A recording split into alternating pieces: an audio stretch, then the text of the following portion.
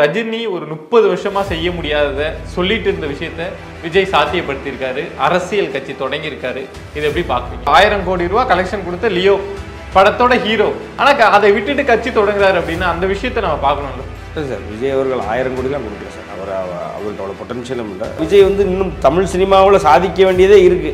இப்போவே நான் தமிழ் சினிமாவுக்கு ஒரு முழுக்கு போட்டு போறாரு அப்படின்றதெல்லாம் வந்து இங்கே ஏதோ ஒரு சாதிச்ச மனநிலையை அவரே உருவாக்கிக்கிறதெல்லாம் வந்து அது ஒரு அதுக்கான நீங்க சொல்ற மாதிரி அவர் ஒரு ப்ரொஜெக்ட் பண்றாரு அப்படின்னா அதற்கு எதிராக நீங்க தொடர்ச்சியா விமர்சனம் வைக்கிறீங்க பார்க்குறோம். இப்போ அரசியலுக்கு வராது, நீங்க அங்க இருக்கக்கூடிய அதே விமர்சனத்தை தான் அரசியலுக்கும் எடுத்துட்டு வரீங்களா? இல்ல சார், அதை விட இன்னும் எனக்கு ஃப்ரீ ஹேண்ட் இருக்குல்ல சார். நான் என்ன சொல்றேன், எனக்கும் நீங்க தலைவர் ஆகணும்னு நினைக்கிறீங்க, அப்ப நான் உங்களை விமர்சிக்கிறது எனக்கான ஒரு கடமை. என்ன செய்யறாருன்னு பார்த்துட்டு விமர்சிக்கலாமேன்னு கேட்கிறேன். 7-8 கோடி பேர் இருக்கிற ஒரு நாட்டுல உங்களை உட்கார வைக்கும் பொழுது உங்களுக்கான ஹிஸ்டரி நான் பார்க்கணுமா வேண்டாமா? நீங்க அவங்க பட்டிங் பீரியட்ல அவங்க எதுவும் டிஸ்டர்ப் பண்ணாதீங்க, அவங்க நல்லா வளர்ந்து வரட்டும்னு பார்த்துக்கிட்டு இருக்கிறதுக்கு இது என்ன சார்? அவங்கள வளர்த்து விடுறதுக்குலாம் இங்க நமக்கு டைம் இல்லை சார். நீங்க நல்லா புரிஞ்சுக்கோங்க சார். இன்னும் வந்து தன்னை தயார்படுத்திக்கிறாரோ இந்த சூழல்ல அப்படின்னு தானே நம்ம இதை பார்க்க. அப்படி நம்ம பார்க்க முடியாது சார். நான் இது மக்களை அவர் மதிக்கலன்னு நான் பார்க்குறேன். நீங்க யோசிச்சு பாருங்க சார். ஒரு வார்த்தையில சொல்லிட்டு விஜய் எம்ஜிஆர் மாதிரி 1000 சொல்லிட்டு போயிடலாம். அதுக்கு பின்னாடி ஒரு பெரிய வரலாறு இருக்கு. இங்க ஒண்ணுமே கிடையாது. நேற்று வரைக்கும் ஓட்டு அப்டேட் கேட்டுட்டு இருந்தாங்க. இன்னைக்கு வந்து இன்னைக்கு வந்து நாங்க தமிழ்நாட்டை காப்பாற்ற போறோம், எங்களை விட்டு ஆளே இருக்காங்க. இதெல்லாம் வந்து சிரிச்சுட்டு கடந்து பெருமை ஒழிய நான் சொல்றேன், இப்ப இங்க வந்து இவங்க ஜெயிச்சிருவாங்க அப்படின்னாலாவது நாங்க வைத்தறிச்சல் பண்றோம். முடியவே முடியாது, நாங்க எழுதி தரோம், வேணுமா கையெழுத்து போட்டு தருவா.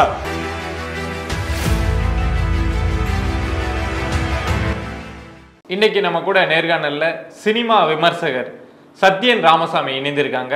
வணக்கம். வணக்கம் சார், எப்படி இருக்கீங்க? நல்லா இருக்கேன் சார்.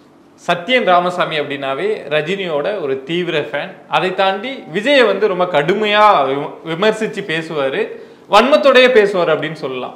ஆனா இப்போ ரஜினி ஒரு 30 வருஷமா செய்ய முடியாததை சொல்லிட்டு இருந்த விஷயத்த விஜய் சாத்தியப்படுத்தியிருக்காரு. அரசியல் கட்சி தொடங்கியிருக்காரு. இதை எப்படி பாக்குறீங்க? மன்சூர் அலிகானும் பண்ணியிருக்காரு சார். விஷாலும் கொஞ்சம் நாளில் பண்ண போறாரு.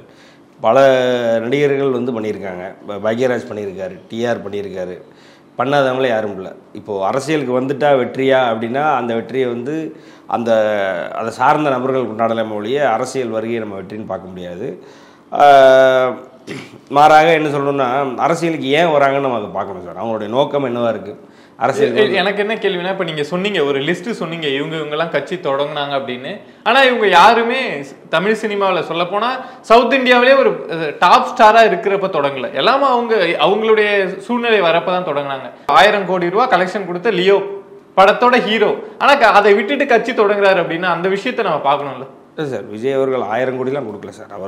அவருக்கு அவ்வளோ பொட்டன்ஷியலும் இல்லை. ரெண்டாவது என்னென்னா, விஜய் அவர்கள் வந்து அவருடைய பீக்கில் கொடுக்குறாரு, பீக்கில் வந்தார் அப்படின்னு நீங்கள் சொல்ல வர்றீங்க. நீங்கள் அதுக்கும் மேலே கமலஹாசன்லாம் இருந்திருக்காரு சார். கமலஹாசனும் கட்சி ஆரம்பிச்சிருக்காரு. அவர் அரசியல்வாதி லிஸ்ட்லேயே சேர்க்க மாட்டீங்க. அது ஒரு பார்க்க வேண்டிய விஷயம். ஏன்னா கமலஹாசனும் அப்படி தான். ஆல்மோஸ்ட்டு அவருடைய விஸ்வரூபம் 2 இதெல்லாம் முடிச்சுட்டு அவரும் ஒரு பீக்கில் தான் இருந்தார். பீக்கில் இருக்கும்போது தான் கட்சி ஆரம்பித்தார். சரி, அதெல்லாம் இருக்கட்டும். ஏன்னா அது அவங்க எப்போ வரலன்றது அது அவங்க கையிலன்னு வைங்களேன். நான் என்ன சொல்கிறேன்னா, இந்த நடிகர்கள் எல்லாருடைய நோக்கம் வந்து அவங்க அரசியலுக்கு வந்து அவங்க ஒரு பதவி சுகத்தை அனுபவிக்கணுன்றது தான். ரஜினிகாந்த் ஏன் வரல அப்படின்னா, ரஜினிகாந்துக்கு அந்த பதவி ஆசை இல்லை. ஏன்னா அவர் அறிவிக்கும் பொழுதே தான் வந்து ஒரு சிஎம் கேண்டிடேட் இல்லைன்னு அறிவித்து தான் உள்ளே வந்தார். இவங்க யாராலையும் அதெல்லாம் சொல்ல முடியாது. ஏன்னா இவங்க சிஎம் ஆகணுன்ற ஒரு தீராத வேட்கை கொண்டவங்க. ஒன்று. ரெண்டாவது, விஜய் அவர்கள் வந்து அவருடைய கரியர் பீக்லாம் இல்லை சார். அவர் கரியரில் அதாவது பீக்னா, இப்போது நடிகர்களுக்கு ஒரு பீக்னா என்னென்னா, அவங்கள சாதிக்கிறதுக்கு இனிமேல் எதுவுமே இல்லைன்ற அளவுக்கு அவங்க வந்தால் அதுதானே பீக்குன்னு சொல்லலாம் ஒழிய, மற்றபடி ஒரு நடிகருக்கு ஒரு 2 படம் ஓடும், 3 படம் ஓடாது, அதுக்கப்புறம் ஒரு 4 படம் ஓடும். இது வந்து அவங்க கிராஃப் கூடும் குறையும் அதில் இருந்துகிட்டே இருக்கும். இது எல்லாருக்கும் இருக்கும். ஸோ அந்த மாதிரி வேணால் நீங்கள் வேறு வைக்கலாம் ஒழிய. ஏன்னா இன்றைக்கு வரைக்கும் ஒரு அவார்டு எதுவும் வாங்கலை விஜய் அவர்கள். எந்த ஒரு தமிழ் சினிமாவை பெருமைப்படுத்துகிற மாதிரி ஒரு அவார்டு வாங்கலை. தமிழ் சினிமாவை பெருமைப்படுத்துகிற மாதிரி ஒரு 1000 கோடி படம் வச்சுருக்காரா? இல்லை தமிழ் சினிமாவில் ஹையஸ்ட் கலெக்டட் மூவி ஒரு மூவி தானே? எதுவுமே கிடையாது. ரெண்டாவது, இவருடைய படம் பேன் இண்டியா முழுக்க ஓடி இருக்கா? இங்கேயே அவர் வந்து இன்னும் முழுசாக முடிக்கலைன்ற, அதாவது சொல்லப்போனால் இன்னும் ஒரு அரை குறையாகத்தான் இங்கே அவருடைய வெற்றிகளும் இருக்குது. அவருடைய ரசிகர்கள் கொண்டாடக்கூடிய வெற்றியாக தான் இது வரைக்கும் இருந்திருக்கு. இன்னும் சொல்லப்போனால் கடைசியாக வந்து அவருடைய படமான ஒரு வாரிசு துணிவில் கூட பார்த்தீங்கன்னா ஓப்பனிங் வந்து துணிவு தான் கொடுக்குது. இப்போ ஒரு அஜித்துக்கு இருக்கிற மாசு இன்னும் விஜய்க்கு இல்லை. அப்படிங்கும் பொழுது நீங்கள் எப்படி அவர் விஜய் வந்து எல்லாத்தையும் சாதிச்சிட்டான்னு சொல்லவே முடியாது. அது நீங்கள் நினச்சி சந்தோஷப்பட்டுக்கலாம் மொழியே, அது உண்மை இல்லை. ஃபேக்சுவல் ட்ரூத் அது கிடையாது. ஸோ அப்படின்றதுனால விஜய் வந்து இன்னும் தமிழ் சினிமாவில் சாதிக்க வேண்டியதே இருக்குது. இப்போவே நான் தமிழ் சினிமாவுக்கு ஒரு முழுக்கு போட்டு போகிறாரு அப்படின்றதெல்லாம் வந்து இங்கே ஏதோ ஒரு சாதித்த மனநிலையை அவரே உருவாக்கிக்கிறதெல்லாம் வந்து அது ஒரு அது ஒரு பொய்யாவே ஒரு பிம்பத்தை கட்டி எழுப்புறாருன்னு தான் சொல்ல முடியும். நீங்க சொல்ற மாதிரி சினிமாவில் சாதிச்சிருக்காரு இல்லை அப்படிங்கிறது உங்களுடைய பார்வை.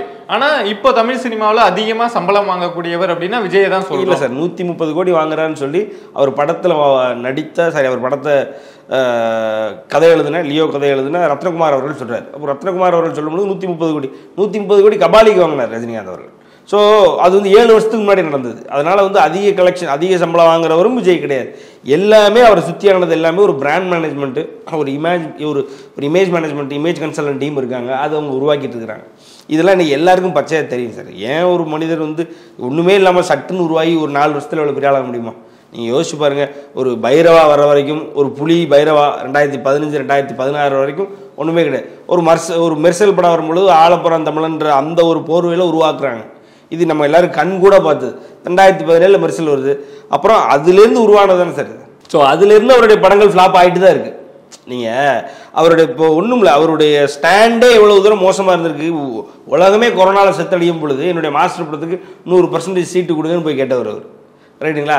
அவரை சுற்றியான அவருடைய வளர்ச்சிக்கு அவருடைய இமேஜ் மெயின்டைன் பண்ணுறதுக்கான எல்லா வேலையிலையும் பார்த்துக்கிட்டு தான் இருக்கிறாரு. அவர் ப்ரொடியூஸ் பண்ண நினைக்கிறாரு. அந்த ப்ரொடக்ஷன் கம்பெனியில் அவர் டைப் பண்ணும்பொழுது அவருடைய சம்பளம் கூட்டி காட்டுறாங்க. ஸோ இது நம்ம சொல்லலை, அவருடைய பிஆர்ஓ அவர் கூட வேலை பார்த்தவங்களாம் வெளியில் வந்து சொல்கிறாங்க விஜய்யுடைய சம்பளம் எங்கே கூடுச்சு அப்படின்றாங்க. அப்படிங்கும் பொழுது இந்த படத்தில் இதில் தான் கூடுது. அப்படிங்கும் பொழுது புலி படத்தில் கூடுது. புலியில் அவருடைய பிஆர்ஓ தான் ப்ரொடக்ஷனில் இருக்கார். அப்போ அவருக்கு 70 கோடி ரூபா கொடுக்குறாங்க. 70 கோடி ரூபா வாங்கும்பொழுது அது 130 கோடி வாங்கினார். அதுதான் உண்மை. 2015 புலி வருது, 2014 கபாலி வருது. ஸோ அவர் அப்போ 70 கோடின்னு கொடுது. அப்படியே பார்த்தீங்கன்னா அப்படியே மாஸ்டரில் கட் பண்ணால் மாஸ்டரில் தான் 120 130 கோடின்னு சொல்கிறாங்க. மாஸ்டர் யாருன்னா அவருடைய சொந்த மாமாவுடைய படம். அதுக்கப்புறம் பார்த்தீங்க அப்படின்னா லியோவா அவருடைய படம் தான். கிட்டத்தட்ட அவருடைய அட்மின், சோஷியல் மீடியா அட்மின் தான் அந்த படத்துக்கு எக்ஸிக்யூட்டிவ் ப்ரொடியூசராக இருக்கார். இப்படி அவங்களா போட்டுக்கிட்டு ஒரு நம்பரை கூட்டி ஒரு கூஃப்ட் நம்பர்ஸ் காமிச்சிட்டு இருக்கும்போது அதெல்லாம் உண்மையை நம்ம நம்பணுன்ற அவசியம் இல்லை. இன்னொன்று எந்த ஒரு அழுத்தத்தின் அடிப்படையில் நம்ம நம்பணும். எதுக்கு நமக்கு என்ன இருக்குது சொல்லுங்கள். இப்போ நான் என்ன சொல்கிறேன், இந்த ஒரு விவாதம் வெளிநாட்டில் வைக்கிறாங்கன்னா நம்ம விஜயோட ரெஸ்கியூக்கு போகலாம். ஒரு தமிழ் நடிகரை வெளிநாட்டில் இப்படி கொச்சப்படுத்துகிறாங்களே, அவர் உண்மையிலே பெர்ஃபார்ம் பண்ணிட்டுருக்காரு, அவரை ஒரு இது பண்ணுறாங்க. வெளியில் யாருமே விஜய் பற்றி பேசலையே. இங்கே இவங்களே உருவாக்கிட்டு இருக்கிற ஒரு ஒரு கருத்து உருவாக்கத்துக்கு நம்ம எதுக்கு ஹெல்ப் பண்ணணும்? ரைட்டுங்களா? அப்படியான ஒரு பிரச்சனை வந்தது. வெளியில் ஒரு தமிழ் சினிமா, ஒரு தமிழ் நடிகன் கஷ்டப்படுற அளவுக்கு ஒரு இது வந்தது. இல்லை ஒரு பிரபாஸ் கூட ஒரு போட்டி போகிறாரு, அந்த போட்டியில் அவர் தோற்று போகிறாரு. ஒரு கேஜிஎஃப் இவர் கூட ஒரு போட்டியில் தோற்று போகிறாருன்னா நம்ம எதாவது ஹெல்ப் பண்ணுறதுக்கு நம்ம யோசிக்கலாம், கன்சிடர் பண்ணலாம்.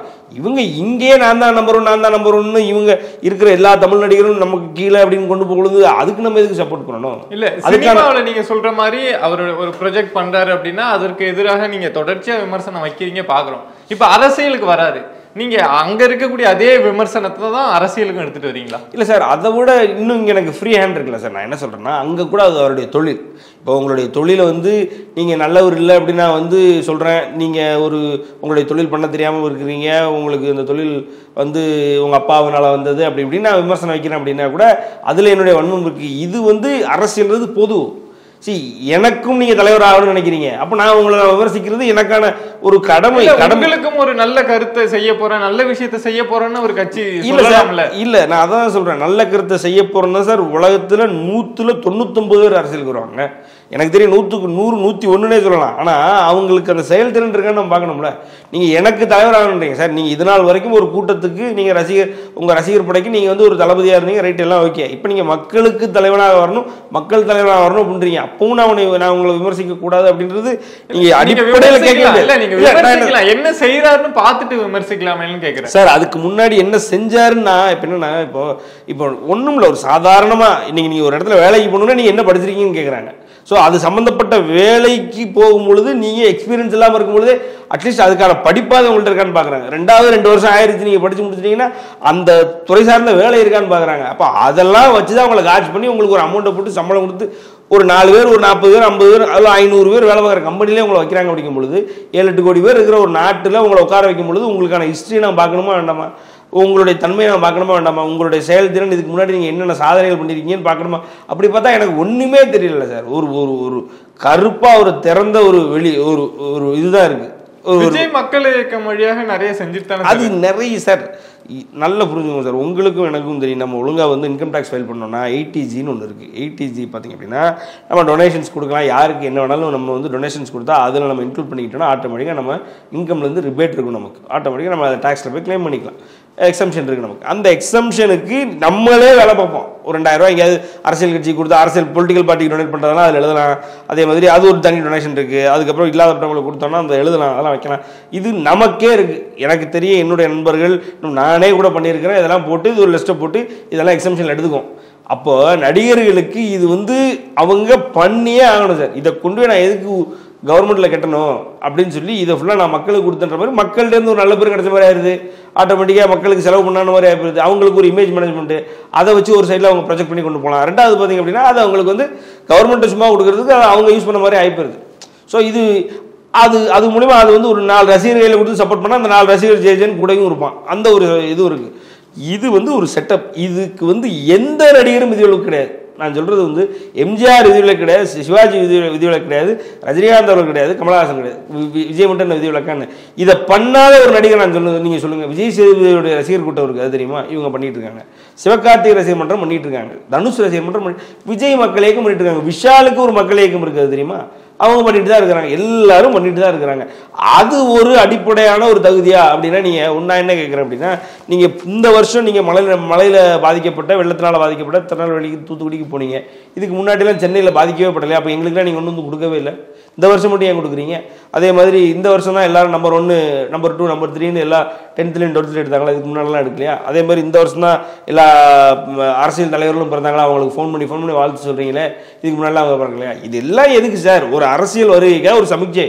அதுக்கு அவங்க எடுக்கிற அவங்க என்ன சொல்கிறது, அவங்க பண்ணுறத ரொம்ப பூதாகரமாக ரொம்ப பெரிய பிம்பமாக காட்டணும்னு நினைக்கிறாங்க. நோக்கம் என்ன சார்? அரசியலுக்கு வந்து சிஎம் ஆகணும், அவ்வளவுதான். இதில் நீங்கள் யோசிச்சு பாருங்கள் சார், பெரிய பெரிய அரசியல் சாணக்கியர்களும் பெரிய பெரிய அதிகாரிகள் அரசியலுக்கு வந்தவங்களுமே தத்தளிக்கிறாங்க. அரசியல் மேடை அவ்வளவு ரொம்ப மோசமாக இருக்குது. எந்த ஒரு அரசியல் பின்புலமும் இல்லாமல் நான் சாதிச்சிருவேன்னு வர்ற மனிதருக்கு நம்ம ஏன் நம்பி கொடுக்கணுன்றேன்? நீங்கள் எதிர்பார்க்கலாம் சார். நான் அவருடைய குவாலிட்டிஸை பார்க்குறேன் சார்.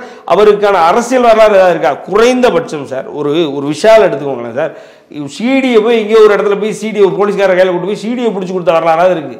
விஜய் இந்த தமிழ்நாட்டு மக்களுக்கு நடந்த ஒரு பிரச்சனையில் நான் வந்து இந்த பிரச்சனையை டீல் பண்ணுறேன், ஒரு பிரச்சனையை டீல் பண்ணியிருக்காரு அது வரைக்கும். அது வந்து அவருடைய, அதாவது நான் சொல்கிறது வெளியே இல்லை, அவருடைய கேட்டகரி, அவர் வேலை பார்த்துட்டு இருக்காருல்ல, அந்த தொழில் சம்மந்தப்பட்ட ஒரு பிரச்சனை கூட அவர் கையில் எடுத்ததில்லை. அப்புறம் எப்படி அவர் மக்களுடைய பிரச்சனை கையில் எடுப்பாருன்றீங்க?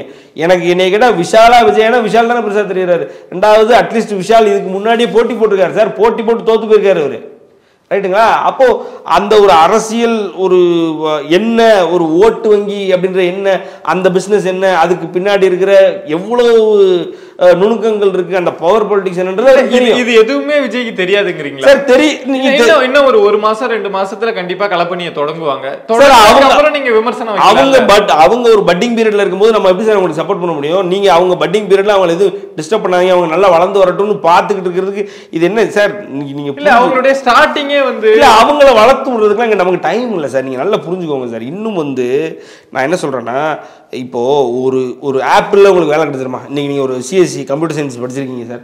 கம்ப்யூட்டர் சயின்ஸ் படிச்சிருக்கீங்க. ஒரு திருநெல்வேலி போல் ஒரு நான் என்ன சொல்கிறேன், ஒரு Tier 3 சிட்டியில், Tier 3 சிட்டி கூட இல்லை, ஒரு Tier 4 ஒரு ரூரல் ஏரியாவில் ஒரு இன்ஜினியரிங் காலேஜில் வருவீங்க.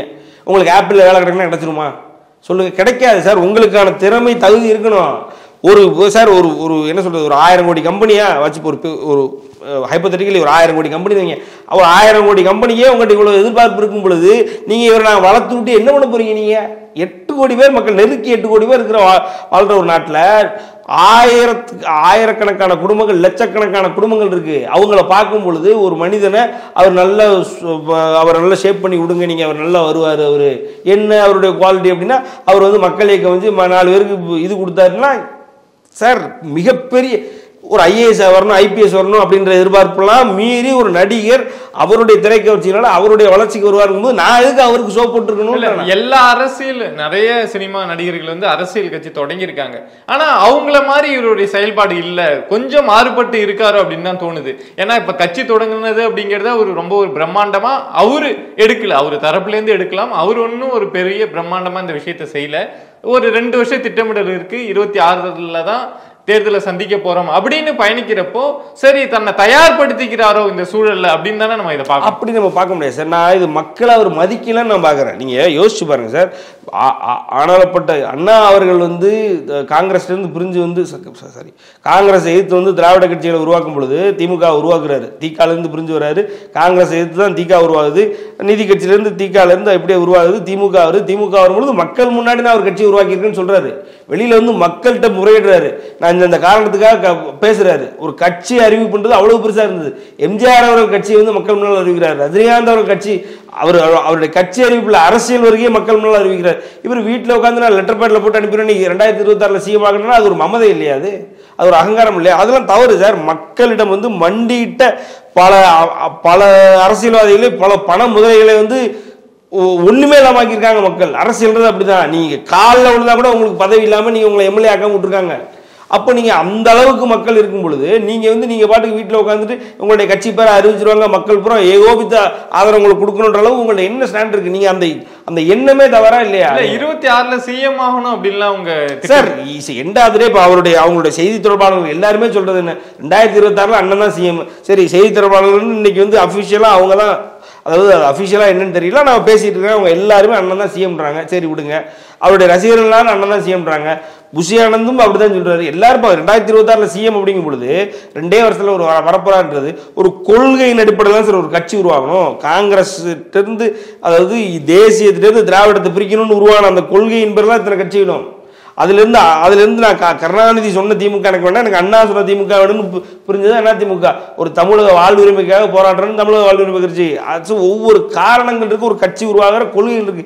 இந்த கட்சி பேரை உருவாக்கி வச்சுட்டு இனிமேல் கொள்கை எழுதுவோம்னு சொல்லி இதெல்லாம் புதுசு இல்லையா? இது ஏற்றுக்கக்கூடிய தன்மையா சார்?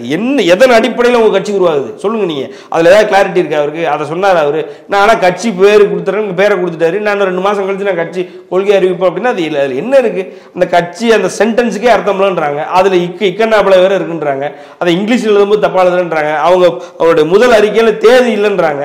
அதாவது 2வது அறிக்கை அதுக்கு நன்றி சொன்ன அறிக்கையில் தேதி இல்லைன்றாங்க. தேதி இல்லாம ஒரு லெட்டர் எழுதக்கூடாதுன்றது ஆராப்பி ஏழாப்பில் நமக்கு சொல்லிக் கொடுப்பாங்க சார். எடுத்த உடனே ரைட் சைடில் தேதி எழுதுங்கன்னு சொல்லிக் கொடுப்பாங்க. அது தெரியாத ஒரு அடிப்படை புரிதல் இல்லாத ஒருத்தர் நீங்க சிஎம் ஆகணுன்றீங்க. அவரை சுத்தி இருக்கிற கூட்டத்தை நம்ம ஆட்சி கட்டில உட்கார வைக்கணும்ன்றீங்க. நான் என்ன கேட்கறேன்னா, விஜய் என்ன படிச்சிருக்காரு சார்? ரசிகர்கள் சொல்றதுல எல்லாருக்குமே இங்க மாறுபாடு இருக்கு. அவங்க வந்து இல்ல சார், அவர் சொன்னதுல அவர் என்ன படிச்சிருக்காரு நீங்க சொல்லுங்க. அவர் என்ன படிச்சிருக்காரு சார்? நான் என்ன சொல்றேன்னா, உடனே என்ன சொல்றாங்க, காமராஜர் படிச்சாரா, இவரு கக்கன் படிச்சாரான்றீங்க. அப்ப இருக்கிறவங்க எத்தனை பேர் படிச்சிருந்தாங்க? காமராஜர் கூட பிறந்தவங்களும் சரி, கக்கன் கூட பிறந்தவங்களும் சரி, அப்ப வாழ்ந்த மக்கள் எவனுமே படிக்காம அவரால் ஆட்சி பண்ண முடிஞ்சது அவ்வளவு மக்களை. அப்ப படிச்சவன் சதவீதம் கம்மி, 30% கம்மியானவன் தான். மீதி 70 வச்சு அவர் பாட்டு ஓட்டிட்டு போயிருவாரு. இப்போ நீங்களும் நானும் பிஇ படிச்சுக்கிட்டு எம்இ படிச்சுக்கிட்டு என்ன பண்ணணும் தெரியாம உட்காந்துருக்கும் பொழுது நமக்கு கம்மியா படிச்சவங்க சிஎம் ஆக்கலன்னா என்னென்ன? நான் என்ன கேட்குறேன் சார், ஒரு எம்இ ஒரு பிஇ படித்த ஒரு 10 பேர் இருக்கிற கூட்டத்தில் ஒரு பிஏ முடித்தவன் அவன் எவ்வளவுதான் எக்ஸ்பீரியன்ஸ்டாக இருந்தாலும் அவனை வந்து நம்ம கம்மியாக தான் பார்ப்போம். இது வந்து ஒரு ஒர்க் கல்ச்சரில் நடக்கிற ஒரு பெரிய ஒரு பிரச்சனை. அவன் எவ்வளவுதான் பெருசாக இருக்கட்டும், அவன் நம்மளோட கம்மியாக படித்தவன் தான் அவன். ரைட்டுங்களா? அப்போ ஒரு 8 கோடி பேரை டீல் பண்ணும் பொழுது எதுவுமே படிக்காது. அவர் ஏதோ லைலாக்கு போனாரு, விஸ்காம் படிச்சாருனாங்க, முடிச்சாரா கூட தெரியாது. அவர் டிராப் அவுட்னு அவரே சொல்லியிருக்கிறார். அப்போ அப்படிங்கும் பொழுது ஒரு காலேஜ் டிராப் அவுட்டுக்கு நம்ம எதுக்கு இவ்வளோ இம்பார்ட்டன்ஸ் கொடுக்கணுன்ற? நம்ம பொலிட்டிக்கல் சயின்ஸ் தெரியுமா அவருக்கு? அவர் இப்போ ஒரு மக்கள் சம்பந்தப்பட்ட ஒரு சோசியாலஜி படிச்சிருக்காரா? அட்லீஸ்ட் மக்கள் சைக்காலஜி படிச்சிருக்காரா? ஏதாவது மக்கள் சம்பந்தப்பட்ட படிப்பு அவர்கிட்ட தான் இருக்கா? அவரு நடிக்க போகணும்னு ஆசை, அது சம்மந்தப்பட்டு படிச்சாரு, அதையும் முழுசா முடிக்காம நடிக்க வந்துட்டாரு. ஏன்னா அவருக்கு அப்பா இப்போ அவன் இதே டிஎஃப்டி டிப்ளமோலேருந்து முடிச்சுட்டு ஐடிஐல இப்போ அதெல்லாம் வந்துருச்சு. ஐடிஐல ஃபிலிம் டெக்னாலஜி இருக்கு, டிப்ளமோல ஃபிலிம் டெக்னாலஜி இருக்கு, இன்னும் பேச்சுலர்ஸ் மாஸ்டர்ஸ்லாம் முடிச்சுட்டு ஒன்றும் பண்ண முடியாமல் இருக்கான். அவர் படிச்சுட்டு இருக்கும்போது அவங்க அப்பா தூக்கி கொண்டு அவர் படத்தில் போட்டாரு. சொகுசா ஒரு என்ன சொல்ற பாண்டு சிலஸ் பண்ண ரிச் கிட் அவர் பாட்டுக்கு ஈஸியாக டிராவல் பண்ணி ஏறக்குறைய துப்பாக்கி வரைக்கும் 20 வருஷம் கரியரில் 30 வருஷம்னா 20 வருஷம் அவங்க அப்பா டிராவல் பண்ணி கொண்டு வந்து விட்டுட்டாரு. அதுக்கப்புறம் மீதி 10 வருஷம் தான் இவர் உழைச்சது. ஆக்சுவலாக தனியாக அவர் உழைச்சது இந்த 10 வருஷம் தான். அதுலேயும் நீங்கள் ஒரு 10 படம் நடிச்சிருந்தாங்கன்னா பாதிக்கு பாதி ஃப்ளாப்பு தான். வைரவா ஃப்ளாப்பு, புலி ஃப்ளாப்பு, அது இதுன்னு அந்த 2012க்கு அப்புறம் நீங்கள் பார்த்தீங்க அப்படின்னா 6-7 படங்கள் சொல்லலாம் ஃப்ளாப்புன்னு, பீஸ்ட் ஃப்ளாப் அது இதுன்னு. அப்போ சொகுசா நீங்கள் வந்துட்டீங்க, உங்களுக்கு எந்த ஒரு பிரச்சனையும் கிடையாது. ஒரு ரசிகர்களுக்கு நடுவில் ஓடுறீங்க. ஏன்னா ரசிகர்களை உங்களில் ஒருத்தர பாவிக்க உங்களால் முடியல. இப்போ சூர்யாவும் இந்த மாதிரி ஒரு இடத்துல ஓடுவார் சார். ரசிகர்களுக்கு நடுவில் ஒரு கேட் ஏறி குதிச்சு ஓடுவார். சூர்யா இன்னைக்கு அரசியலுக்கு வந்தாருன்னு இதே கேள்வி அவரையும் பார்த்து கேட்கலாம். ஏன்னா அவங்கெல்லாம் வந்து ஒரு பெரிய இடத்து பசங்க சார். அவங்களுக்கு வந்து கூட்டம்ன்றதுல இருந்து பழக்கம் கிடையாது. இப்போ நம்மனா ஒரு திருப்பதியில் ஒரு கூட்டம் இருக்கும், பழனியில் ஒரு கூட்டம் இருக்குன்னா கூட்டத்துக்கு கூட முண்டி அடிச்சு போய் 60 போட்டு வந்துருவான். அவங்கெல்லாம் அப்படி பழக்கமே படாதவங்க. அப்போ அவங்க நாளைக்கு ஒரு மக்கள் கூட்டத்துக்கு முன்னாடி வருவாங்கன்னு என்ன சார் நிச்சயம்? ஒரு இடத்துல கேட்டுக்கு அந்த சைடில் ரசிகர் நிற்கிறாங்க, இவர் கேட்டுக்கு இந்த சைடு நிற்கிறார், அவங்க ஆர்ப்பரிச்சு தள்ளி வராங்க, பயந்து நடுங்கிறாரு அவரு. ஏன்னா அவர் கூட்டத்தை பார்க்கலாம், அந்த கூட்டத்தில் அவர் இருந்ததே இல்லை, கூட்டத்தோட கூட்டமா. அப்புறம் அந்த மனிதரை வந்து ஒரு மக்கள் கூட மக்களை எப்படி கனெக்ட் ஆவார்னு நினைக்கிறீங்க? இது வந்து அவருடைய ஆசை. அந்த ஆசைக்கு தமிழக மக்கள் பூரா சப்போர்ட் பண்ணி அவரை தூக்கி விடணும். நீங்க என்ன சார் எல்லாம் சேர்ந்து பண்ணுவோம், இல்லைன்னா அது பண்ண வேண்டாம். இந்த சத்யன் ராமசாமியோட இந்த எண்ண வெளிப்பாடு அப்படிங்கிறது ரஜினி அரசியலுக்கு வரல, விஜய் வந்துட்டாரு, அதனால ஒரு எதிர்க்கணும் அப்படிங்கிற அந்த மனநிலை இருக்கா, இல்ல பொதுவா பாக்குறீங்களா? ஏன்னா நீங்க சிம்பிளா சொல்லுங்க சார், ரஜினிகாந்த் அவர்கள் அரசியலுக்கு வரும் பொழுதும் அவர் தன்னைத்தானே சிஎம் இல்லைன்னு சொல்லிட்டாரு. ஸோ அவரை இவர் கூட நீங்கள் ஒரு வார்த்தையில சொல்லிட்டு விஜய் எம்ஜிஆர் மாதிரி ஆயிரம் சொல்லிட்டு போயிடலாம். அதுக்கு பின்னாடி ஒரு பெரிய வரலாறு இருக்குது. இங்கே ஒன்றுமே கிடையாது. நேற்று வரைக்கும் ஓட்டு அப்டேட் கேட்டுட்டு இருந்தாங்க. இன்னைக்கு வந்து இன்னைக்கு வந்து நாங்கள் தமிழ்நாட்டை காப்பாற்ற போகிறோம், எங்களை விட்டு ஆளே இல்லைன்னு இருக்காங்க. இதெல்லாம் வந்து சிரிச்சுட்டு கடந்து போயிருமே ஒழிய, நான் சொல்கிறேன் இப்போ இங்கே வந்து இவங்க ஜெயிச்சிருவாங்க அப்படின்னாலாவது நாங்கள் வைத்தறிச்சல் படுறோம். முடியவே முடியாது, நாங்கள் எழுதி தரோம், வேணுமா கையெழுத்து போட்டு தருவா, வாய்ப்பே கிடையாது இவங்க ஜெயிக்கிறதுக்கு. நாங்கள் கூட சரி, நாங்கள் விடாம இருந்தா இவங்க ஜெயிக்காம இருந்துருவாங்களா? அப்படியா? அந்த அளவுக்கு நாங்கள் பெரிய ஆள் இருக்கீங்களா நீங்க? அப்போ ஏதோ ஒன்று நீங்கள் அக்ரி ஆகுங்க. சரி, ஒன்று நாங்கள் பெரிய ஆள் ஆகணும், நாங்கள் இவங்களை வளரவிடாம பண்ணுறோம் நாங்கள், அப்படி இல்லைன்னா அவங்க வளர மாட்டாங்க. நான் என்ன சொல்கிறேன்னா, வளர்றதுக்கான எந்த முகாந்திரமும் இதில் இல்லை. கண்டிப்பாக இதில் அடுத்தடுத்த அப்டேட் என்ன வருதுன்னு பார்ப்போம். இல்லை சார், வரதை வச்சு நம்ம நான் என்ன சொல்கிறேன்னா சார், சரி இது ஒரு டெம்ப்ளேட், இதில் நீங்கள் புதுசாக எதிர்பார்க்க என்ன இருக்குது? நான் என்ன சொல்கிறது, 3 பக்க அறிக்கைகள் நீங்கள் படிக்காத ஏதாவது இருந்ததா? உங்களை வியக்க வைக்கிற மாதிரி ஏதாவது இருந்ததா? எங்கே அதாவது செதறி கிடக்கிற கட்சிகள்லேருந்து பிறக்கி போட்டு அது ஒரு அதுக்கப்புறம் இனிமேல் என்ன நடக்கும், அடுத்த கட்சி கொள்கையில் அடுத்த ஒரு அறிக்கை வரும். அவர் எங்கேயாவது வந்து வெளியில் ஒரு மேடையில் பேசுவார், அதுக்கப்புறம் ஒரு மாநாடு போடுவாங்க. இது வந்து 50 வருஷமா ஒரு அரசியல் கட்சி ஆரம்பிக்க போகிறேன்னு சொல்கிறவனுடைய ஒரு டெம்ப்ளேட். அதுக்கப்புறம் வருஷம் வந்து ஒரு மாநாடு நடத்துவாங்க, அவ்வளவுதான். இதுதான். அதுக்கப்புறம் மக்களை போய் சந்திக்கிறேன்னு சொல்லி ஒரு ரோட் ஷோ பண்ணுவாங்க, அவ்வளவுதான். இது எல்லாரும் பார்த்து கண்டிப்பா இதை நடக்கிறப்போ தொடர்ச்சியாக அதை பற்றி பேசுவோம். இது வரைக்கும் உங்க நேரத்தை ஒதுக்கி பல்வேறு தகவல்களை பகிர்ந்து கொண்டமைக்கு நன்றி. நன்றி சார், நன்றி.